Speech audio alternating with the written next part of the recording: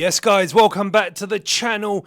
It's every Premier League fan's favourite time of the year. You're absolutely stuffed to the brim with Christmas dinner, Christmas chocolates, Christmas drinks. You don't know what day of the week it is, but somehow you still manage to wake up on Boxing Day, put your Ackies on, 5,000 to 1, surely it's going to fucking come in. Surely this is going to be the one, because the guys... they've been out on the piss last night. They've been enjoying Christmas with their family. Surely this is the one, the life-changing bet that you win. You can quit your job after New Year's.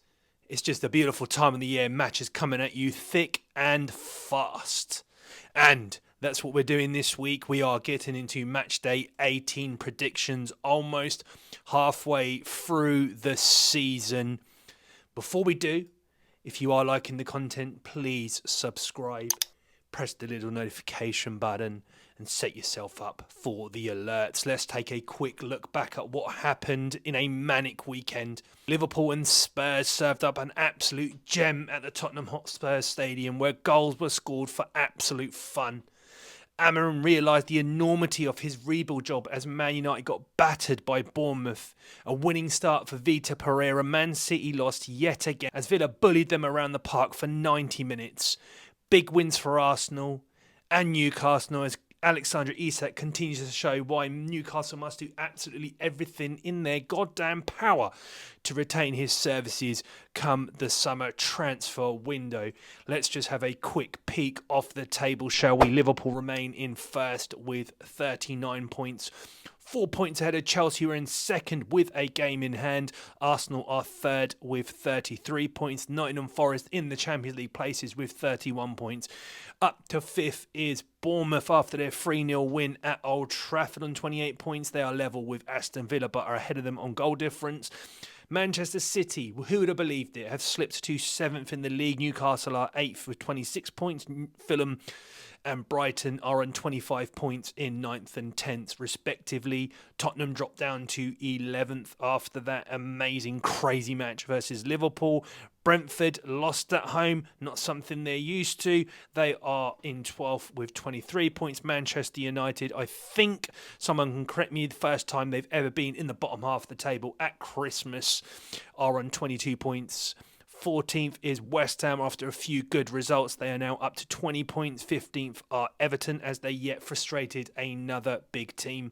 Then we have Crystal Palace, obviously that 5-1 loss to Arsenal, are on 16 points in 16th place. Leicester dropped down to 17th on 14 points. Wolves, big win for them, are on 12 points in 18th. And then we have the bottom two, which is Ipswich and Southampton.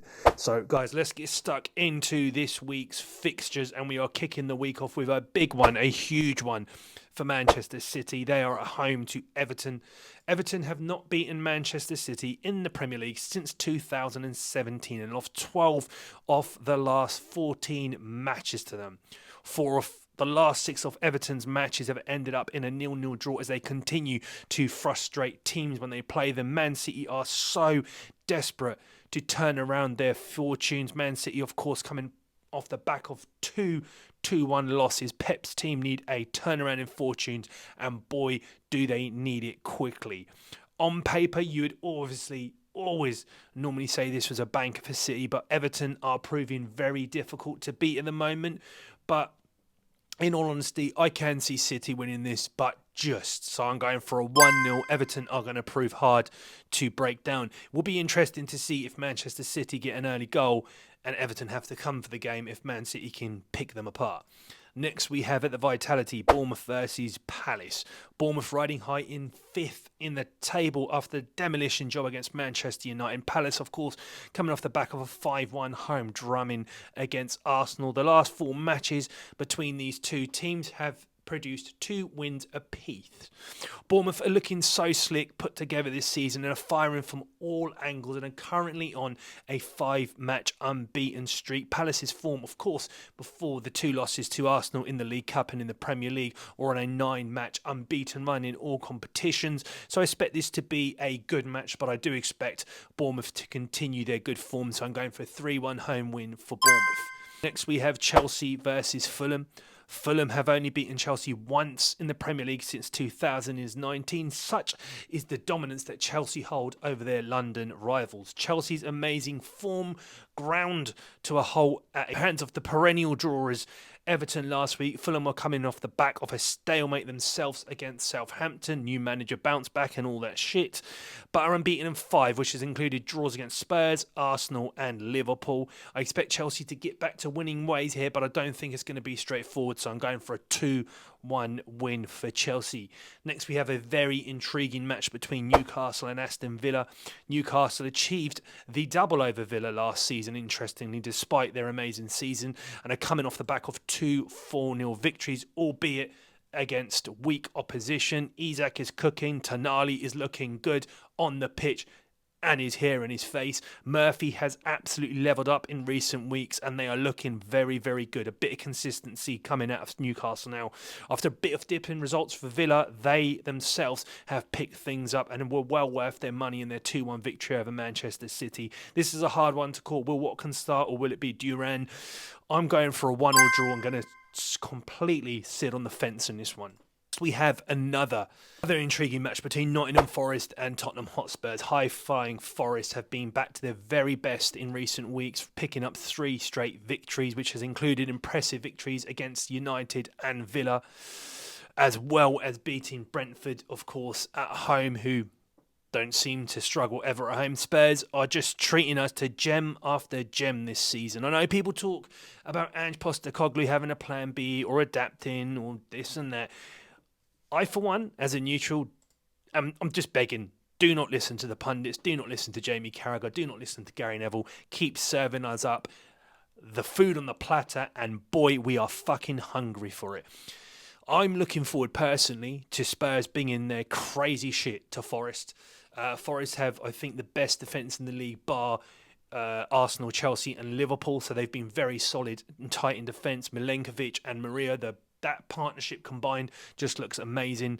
So I want someone to just come and absolutely ruffle their feathers.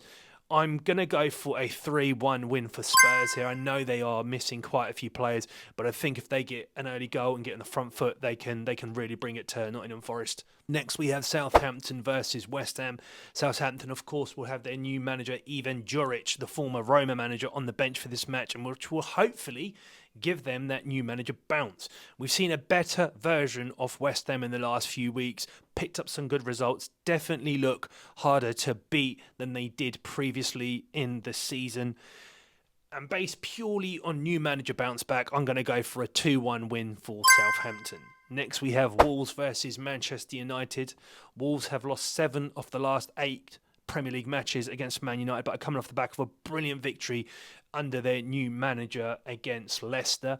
For Ruben Amorim, I'm sure he knew exactly what he was walking into, but I don't think even he imagined how bad this United team could be. He has started to implement his strategy, which is good in some ways, but we can see why he said this rebuild is going to take fucking forever. His hope is that he has to get through this season relatively unscathed. I will say that he can start the rebuild in the summer. This is a tricky match to call because under Vitor Pereira in their last match, Wolves did look much more calmer and much more assured of themselves. Manchester United, we don't know what Manchester United we are getting. They're struggling to score goals.